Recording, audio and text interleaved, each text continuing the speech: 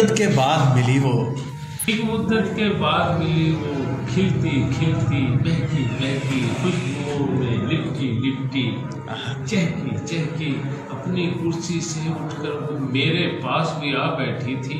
अपना सारा हाल सुनाया, साहिब जल्दी घर आते हैं, खाना साथ में ही खाते हैं, शाम को घूमने भी जाते हैं, घर से बाहर जब जाते हैं मुझको फौरन फ़ोन करें, कहते हैं तुम्हें मिस करता हूँ इसलिए फ़ोन पे किस करता हूँ।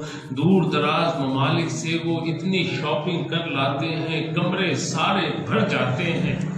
दूर दराज ममालिक से वो इतनी शॉपिंग कर लाते हैं, कमरे सारे भर जाते हैं। मैं हैरान परेशान बैठा सोच रहा था, इसको अपने दर्द सुनाऊं, हिजर के सारे कर्ब बताऊं, पिछले वादे याद दिलाऊं, लेकिन वो मसरूफ बहुत थी, जल्दी जल्दी बोल रही थी। जाते जाते मुझसे पूछा, और सुनाओ कैसे हो?